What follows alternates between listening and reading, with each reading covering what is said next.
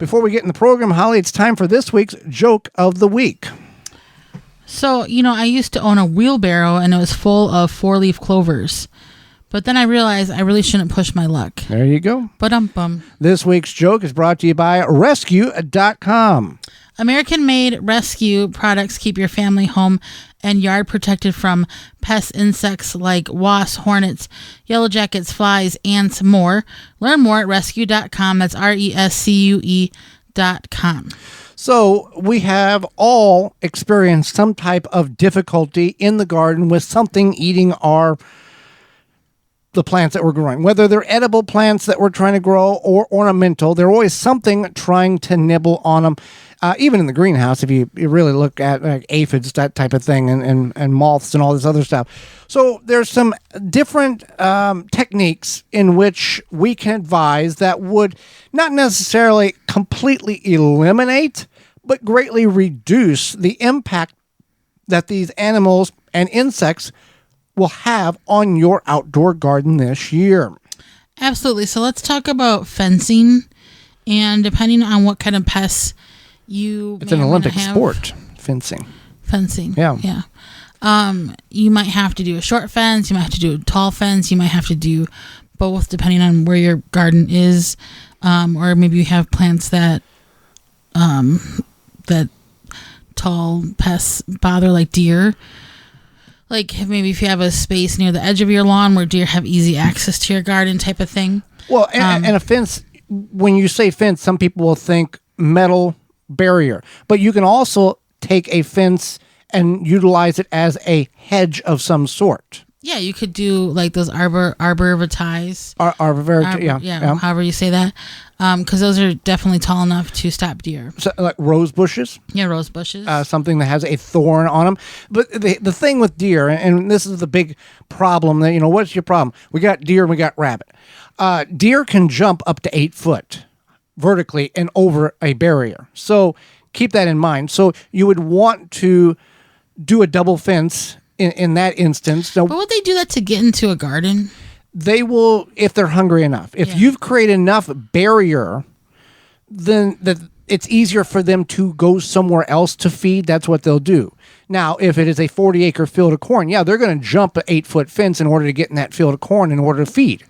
But if it's a backyard garden and your neighbors have no barricade, they're going to wander over there and feed because they're going to be able to know that they can get out of that garden in an instant if they have to, without having to clear a rose bush and an 8-foot fence. So what you should do is, if your neighbor has fencing, when they're on vacation, take the Don't do that. Deer Defeat is an all-natural spray in which you can apply around your garden and on your plants at certain growth cycles in order to prevent the deer from eating your vegetation. And this will also work for rabbits and groundhogs as well. You can go to deerdefeat.com and use coupon code RADIO, RODIO, at checkout and save 10% on RADIO. Yeah. And save 10% at checkout. Not rodeo. No. Radio. Real radio. Radio, yeah. But that will work. And we've used it and it does work. So aside from... the fence will work. The fence, that's a hit and miss based on your particular situation. Your mileage will vary on this based on what environmental situations are going on. But it works for deer. It works for rabbits. Well, the Deer Defeat, I'm talking about the fence itself. No, I'm talking about the fence should work for deer and rabbits. The thing about rabbits is make sure it's under, it's ground level and it's blocked. It's not like a chain link fence that has no barrier. You got to use like chicken wire or something. Right, because they will slither through those.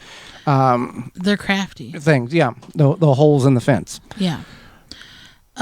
So just like many mammals, they can slip through. Like you wouldn't believe, cats, mice, whatever. They can kind of shrink down. It seems like almost a crack they can slide through, especially a mouse. Yeah. So with other issues in your garden, and you may not have the problem with a 4-legged, tall, or furry animal, it may be insects. You may have problems with things like squash vine borer moth or aphids or fill in the blank, something in that realm. Companion planting does work in that instance. It's not that you plant X plant next to Y plant and Y plant is sweeter because X plant is there. That's the misconception of what companion planting is. Companion planting is the process of utilizing two plants in the same area to benefit both plants. Example, you have black beauty zucchini, pretty susceptible to squash vine borer moth that lay the eggs in the larva in the stem and kills the plant. You plant dill around it or basil around it in order to mask or hide the zucchini plant, and that aroma that the herb is distributing or emitting confuses those insects that would normally attack, in this instance, the squash plant. Yeah. And this can be done in multiple different applications based on what you are trying to protect. You can also leave, we all want a pristine PBS, perfect magazine cover, beauty garden, no weeds. And some of you have that pristine garden because of the effort in which you put forth in it. Right, but you can also, if you come along and you see a weed and all of these bugs, pests, whatever you want to call them, insects, are joyfully eating off of that particular weed, leave it. Because if you take it away, where are they going to go? They're going to go to your tomatoes or your squash or whatever beautiful plant you want to grow. And if the weed is giving them enough nutrients, then just let it be. It may be unsightly. It may be something that annoys you, but it's a lot better to be annoyed by a weed than something else eating your tomatoes. Well, and you can also incorporate that as a trap plant as well. A plant in which is designed, or specifically you plant in order to lure the bad insects, in this instant, away from the plants in which you are trying to grow. If you have 5 or 6 or 8 pepper plants in a row, and the 2 center ones are being infestated with some type of insect, some people would say, well, let's rip those peppers out so it doesn't bother the other pepper plants. But if the other pepper plants are not being affected, leave those 2 sacrificial plants alone and let the insects feed off it if they're not affecting anything else. Another good thing is to work within your ecosystem. We do this with the tomato hornworm. So we haven't had problems with the tomato hornworm in quite some time. But what we do is we take little jars, what are they called? Tuna cans. Tuna cans. And put them and nail them to a post, and we put birdseed in there. And what happens is that it attracts the birds to the garden, and then if there were to be a tomato hornworm, those birds will see it. They're going to have a much meatier lunch than birdseed. Right. And also, if you do have problems with it last year prior to planting them this year, if you've not planted them already, tomatoes, disturb that soil, disrupt it, and you may find the cocoons of the tomato hornworm. How far down would you say? 2 to 4 inches. Okay. And if you see a cocoon type, it's most likely it's going to be the tomato hornworm, and you want to discard that in a however way you want to do it, and get rid of it out of the garden. Dispatch it. Dispatch. Yeah. I learned the word dispatch. Maybe we should cover that in the third segment. Yeah. Yeah. All right. So yeah, you want to make sure that you are being aware of your pest problems. Sometimes it's as simple as, like, I know we get a lot of questions about the potato beetle, and it seems like the best way to deal with them is by literally plucking them off the plant and dispatching them.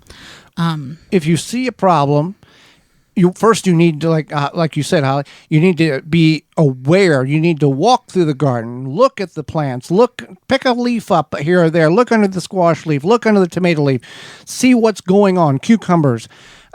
Because if you see a couple of bugs, that's not a bad problem. If you have a few here or there, it's called a balanced ecosystem. It's whenever you have 1,000,000,004 in one location on one plant, and then they're migrating to other plants, and it becomes a problem where a situation where something is out of whack in your backyard. Yeah. To where, why do I have all of these bad bugs attacking my vegetables Where's the good bugs at? What's going on? And I think there's something to be said about just having a couple bad bugs. If you just have a couple bad bugs, let it go. Like, obviously, You don't need chemicals. You don't need chemicals. If you go into your garden and you've been feeding it very high chemical content things, whatever, and you see no bugs, that's not good either. So it's good to have a balance. Like, again, like I said, it's good to work with the ecosystem, and it's good if you have a couple bad bugs. Are you going to burn your house down over a spider or a centipede? No. If you have an infestation, I wouldn't burn your house down, but maybe, look into it, or get a cat that would eat the centipede for you. For those who may not be aware, on your smartphone, in the Google thing on the main page, there is a little camera. So you can select that, and then you can take a picture of a plant, a weed, a bug, and it will most times give you a very good reference to what that is, and then you can do some research once you figure out what the name of it is, or the look, that type of thing, the name of it, and then you can start doing, well, is this good or bad? Or should I be concerned with this? What can I do in order to get my garden back in check? So that's a really neat feature that technology has allowed. So we're not guessing, well, I don't know what that is, and identification. Yeah, there you go, identification. So if you've got a problem and you are uncertain or need a little guidance, you can certainly send us an email to gardentalkradio@gmail.com. That's gardentalkradio@gmail.com. And if you can give us an image, that would certainly help us out as well. Walton's Inc., Holly. Yeah, listen, we know you care about where your food comes from. Canning, preserving your fruits and vegetables is great, but what about the meat? At Walton's Inc., you can get the equipment, seasoning, and supplies to make sausage, jerky, and any other meat product to your high standards. And then they also have meatgistics.com to help educate people on the hows and whys of meat processing. A community of 15,000 users, decades of experience Walton's Inc. has, and they have everything from meat grinders, mixers, sausage stuffers, spices, all sorts of great products to help you go from animal to edible. Walton's everything but the meat. You can use code GROW50, that's GROW50, to save 10% off your orders of $50 or more.